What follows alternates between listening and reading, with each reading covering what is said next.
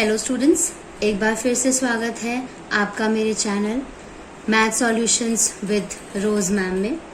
और इसमें आज मैं एक नया टॉपिक आप सभी के सामने लेकर के आई हूँ जो कि एक पर्टिकुलर क्लास से रिलेटेड नहीं है, जबकि ये और भी छोटी क्लासेस से लेकर बड़ी क्लासेस तक इसको हम यूज़ किया जा सकता है इसको, और हम इसको हमेशा आगे पढ़ते रहेंगे और अपने ऑपरेशंस में, अपने सम्स में हम इसको यूज़ करेंगे। तो आज का हमारा टॉपिक है फ्रैक्शंस। फ्रैक्शंस जो है आपका क्लास 4th ऑनवर्ड्स जो है ये टॉपिक स्टार्ट हो जाता है, और उसके बाद आप इसमें एडिशन सब्ट्रैक्शन करते हैं और एंड तक इस फ्रैक्शंस को लेकर के जाते हैं। तो ये 10th तक भी कुछ सम्स में, कहीं कहीं जगह ज्योमेट्रिकल चीज़ों में, ये मैथमेटिकल टर्म्स में ये यूज़ किया जाता है और इसको आगे पढ़ा भी जाता है। तो आज की जो हमारी वीडियो है वो फ्रैक्शंस के ऊपर रहेगी। तो अगर आपको इस फ्रैक्शन को अच्छे से समझना है, इसकी टर्म्स के बारे में आज हम जानेंगे, ये कितने टाइप्स के होते हैं, फ्रैक्शंस होता क्या है बेसिकली, और जो भी हम इसके ये देखेंगे, टाइप्स देखेंगे, उन टाइप्स के एग्जाम्पल्स और उनकी डेफिनेशंस और उनका आइडेंटिफिकेशन, उनको किस तरीके से आइडेंटिफाई किया जाता है फ्रैक्शंस को। तो ये सब हम आज इसकी वीडियो में जानेंगे। इस वीडियो को आपको स्किप नहीं करना है और एंड तक पूरी वीडियो देखनी है। तो चलिए हम आज का ये टॉपिक अपना स्टार्ट करते हैं। फ्रैक्शंस।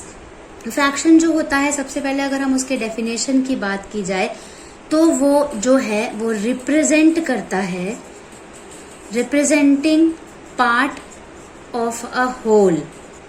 कि कोई भी जो भी एक चीज है, होल जो है आपका, ये जो होल मैंने लिया है ये है द होल में बी अ सिंगल ऑब्जेक्ट और अ ग्रुप ऑफ ऑब्जेक्ट्स। कोई भी एक सिंगल ऑब्जेक्ट की बात भी की जा सकती है और ग्रुप ऑफ ऑब्जेक्ट की बात भी की जा सकती है। उसके पार्ट को जब हम रिप्रेजेंट करते हैं तो उसको हम फ्रैक्शंस कहते हैं।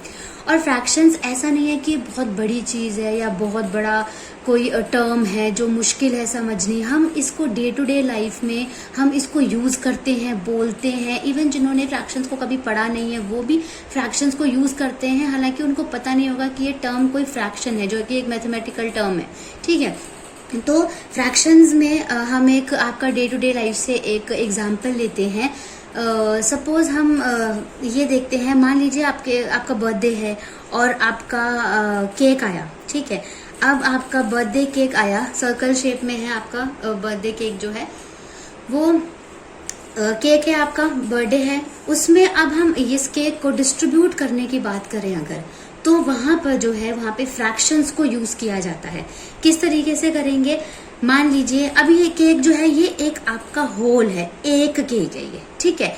लेकिन अगर मैं इसी केक को आपको ये कहूँ कि आप अपने बर्थडे का जो केक है वो मेरे साथ शेयर करें, यानी आपकी रोज मैम के साथ आप शेयर करें, तो उसके लिए आपको बिल्कुल लेकिन मेरे को बिल्कुल इक्वल पार्ट चाहिए। जितना पार्ट आप केक का लेंगे उतना ही पार्ट मुझे भी केक का चाहिए। तो उसके लिए आप क्या करेंगे, आपको चाहे फ्रैक्शंस के बारे में पता भी ना हो कि फ्रैक्शंस होता क्या है, उसको किस तरीके से लिखते हैं, उसको वो क्या टाइप्स होते हैं उसके, लेकिन आप क्या करोगे, केक को सिंपली हाफ कर दोगे कि हाफ पार्ट जो है वो आपका हो गया, यू यानी आपका हो गया, और जो हाफ पार्ट है वो रोज यानी मेरा हो गया।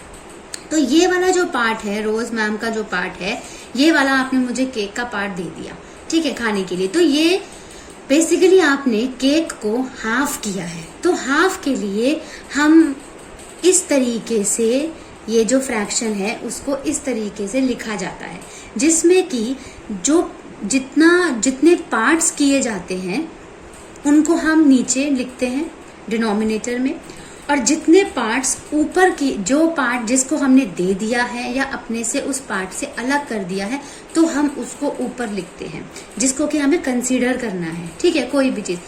तो आप ये देखेंगे कि जो फ्रैक्शन होता है उसमें जो ऊपर का नंबर होता है वो आपका, उसको आप न्यूमरेटर कहते हैं, और जो आपका नीचे का नंबर होता है फ्रैक्शन में, जो अपॉन में नीचे आता है, उसको आप डिनोमिनेटर कहते हैं।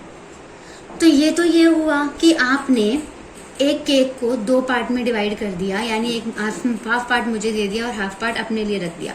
अब अगर मैं आपसे फर्दर क्वेश्चन ये करूं कि आपका जो केक है, आपके बर्थडे पार्टी में आपके फ्रेंड्स भी आए हुए हैं और आपको उनको भी अपने केक को डिस्ट्रीब्यूट करना है, वो भी इक्वल, किसी को कम नहीं आना चाहिए, किसी को ज्यादा नहीं आना चाहिए। तो उसके लिए आपने मुझे जो हाफ पार्ट दिया था और हाफ पार्ट आपने अपने लिए रखा था, आप क्या कर सकते हैं या आप करेंगे कि आप मेरे वाले पार्ट में से भी हाफ पार्ट कर देंगे और अपने वाले पार्ट में से भी हाफ पार्ट कर देंगे। सपोज आपके पास, आपको दो फ्रेंड में इसको डिवाइड करना है, यानी एक पार्ट आपका खुद का हो गया यू का, एक पार्ट मेरा हो गया रोज मैम का, और एक पार्ट आपका एक फ्रेंड F1 और एक दूसरा फ्रेंड F2, जिसमें कि आपको इनको डिवाइड करना है।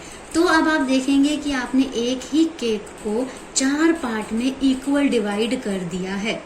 तो ये ही फ्रैक्शन है जिसमें कि हम एक होल को हम उसको डिवाइड करते हैं अपनी अपनी रिक्वायरमेंट के हिसाब से।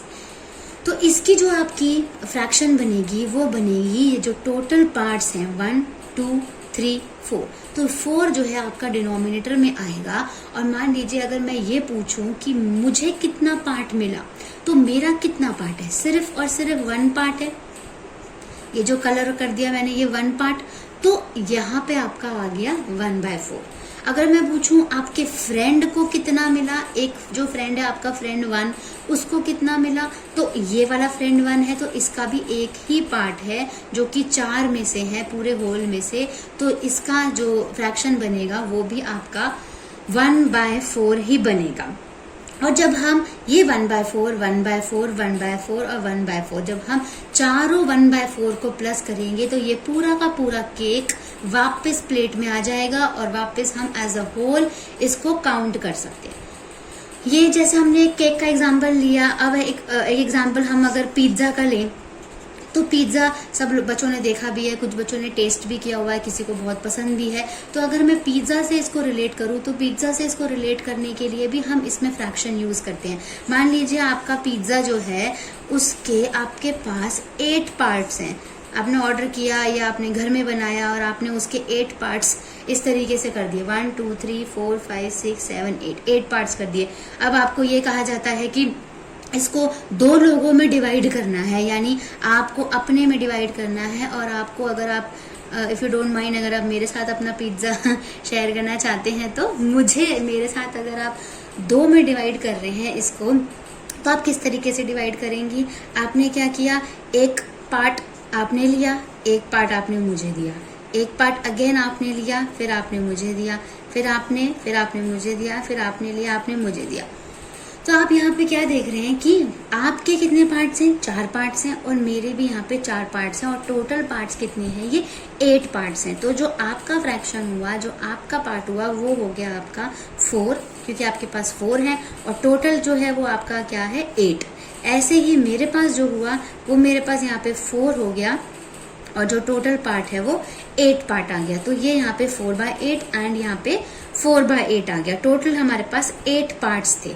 और अगर आपको यही कहा जाए कि आप अपने पार्ट में से या फिर मेरे पार्ट में से, या फिर आपको अपने 2 दोस्तों को देना है, जो कि हमने केक के साथ बात करी, तो 2 दोस्तों के लिए भी आपका F1 और F2 मान लीजिए आपके फ्रेंड्स हैं, तो जो ये वाला फ्रेंड है आपका, हम चारों में डिवाइड करना है बिल्कुल इक्वल।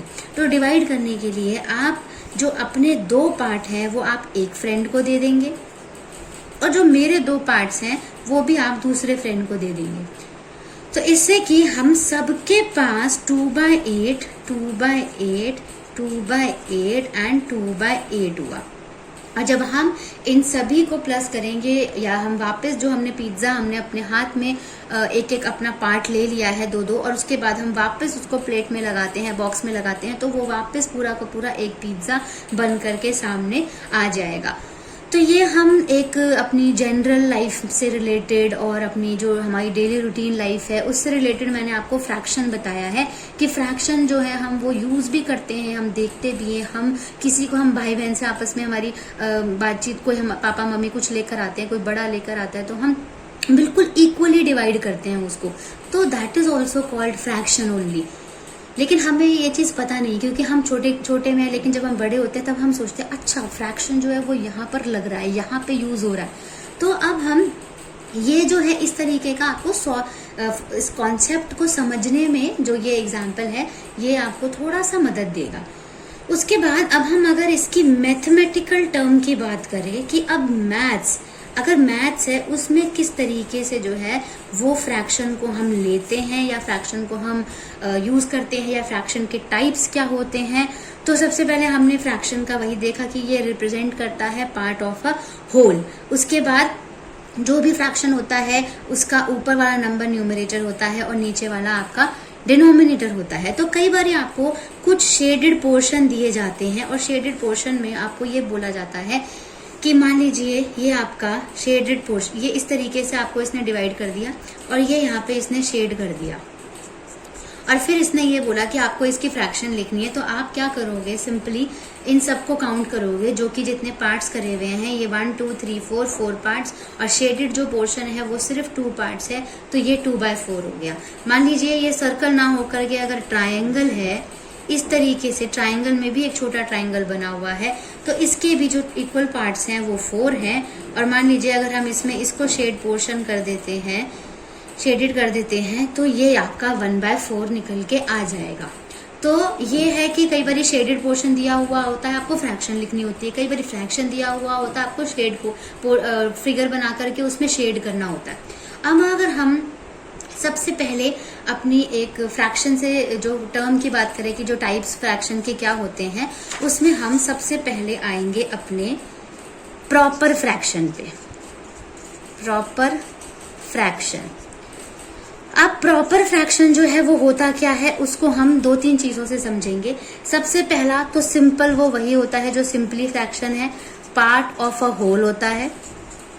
दूसरा जो है वो जो न्यूमरेटर है इसमें वो होता है जो होता है नंबर ऑफ पार्ट्स जिसको कि कंसीडर किया हुआ है, आप जिसको कि कंसीडर्ड किया हुआ है, ये होता है आपका न्यूमरेटर।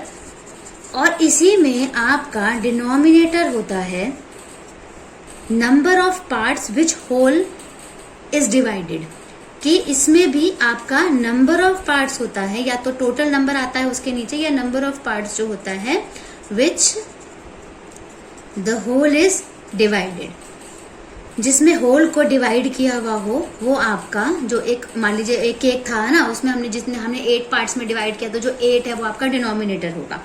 और इसका जो थर्ड जो इसका रूल है या इसकी आइडेंटिफिकेशन है प्रॉपर फ्रैक्शन की, वो ये है कि जो आपका न्यूमरेटर है वो हमेशा कम होगा और जो डिनोमिनेटर है वो हमेशा आपका ज्यादा होगा, यानी numerator is always less than denominator.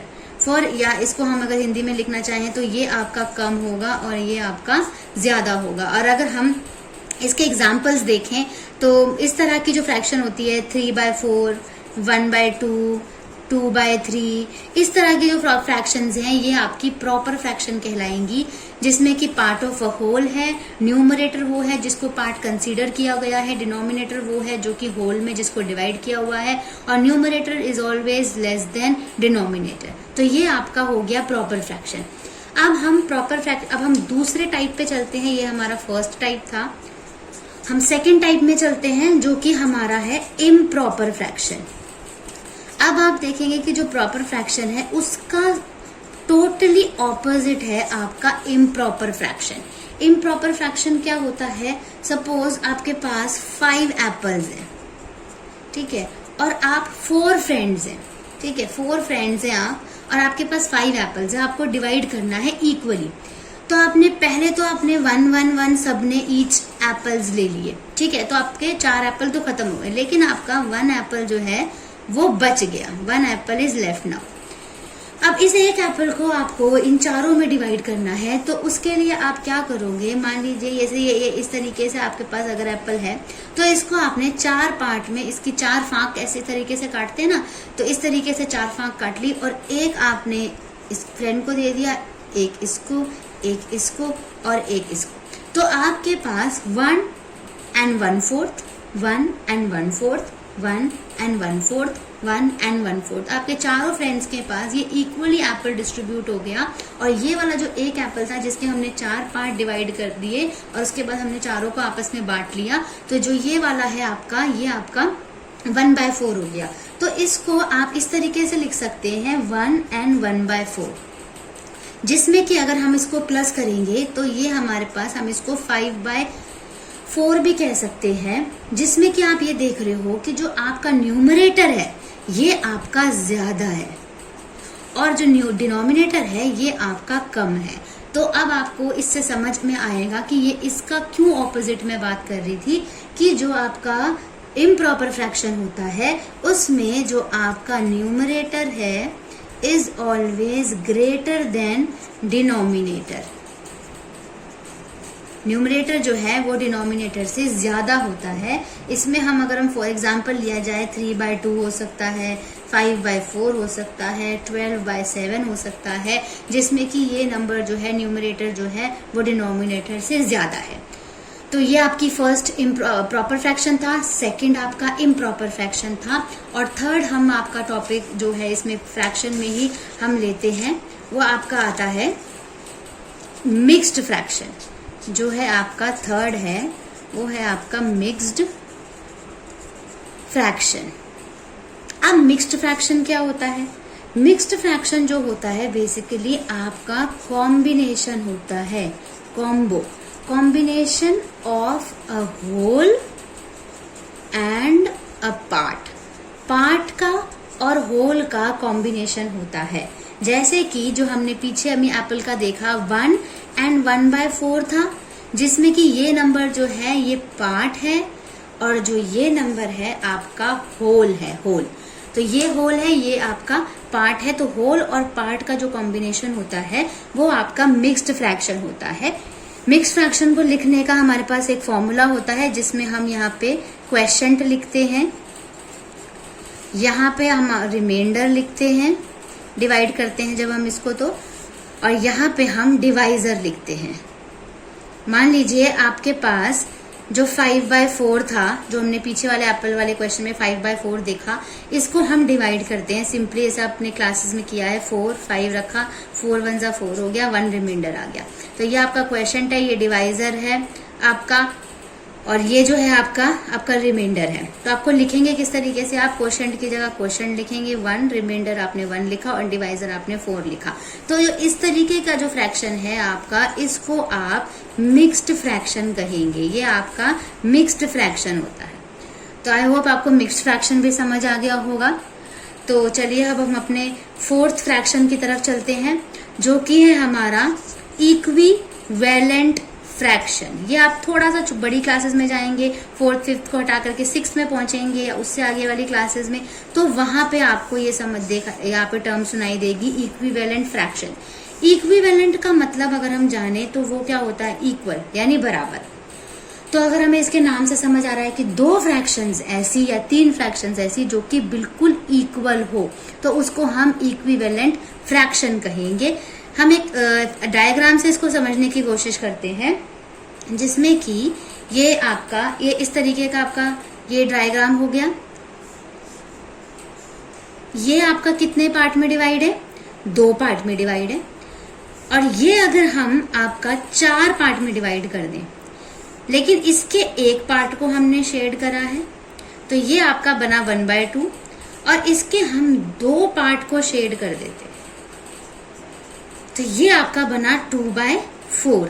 तो आप यहाँ पर ये क्या देख सकते हो कि यहाँ पे भी एक बॉक्स था, इसको हमने एक ही 2 पार्ट में डिवाइड करा तो ये हाफ ही आ गया। लेकिन यहाँ पे अगर हम इसको 4 में डिवाइड कर रहे हैं पर फिर भी 2 पार्ट इसके शेड हो रहे हैं, तो अगर हम इसे कट करेंगे 2 1 जा 2 और 2 2 जा 4, तो ये देखिए यहाँ पे ये बिल्कुल इक्विवेलेंट फ्रैक्शन ये निकल करके आगे आएगा।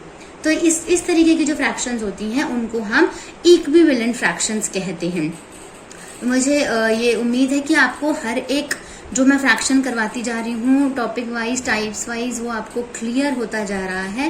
बहुत ध्यान से इसको धीरे धीरे समझते हम चलेंगे। अब हम 2 और फ्रैक्शंस के बारे में इसी वीडियो में जानेंगे, जो कि आपका है एक लाइक फ्रैक्शन। लाइक फ्रैक्शन का मतलब है जो कि सेम नजर आता है, सेम, जो कि दिखने में भी सेम होते हैं। सेम एज इन दिखने में सेम मतलब ये नहीं है कि उनकी शक्ल एक जैसी है या वो एक जैसे नजर आते हैं, ये है कि इसमें उनके डिनोमिनेटर्स जो हैं वो सेम होते हैं।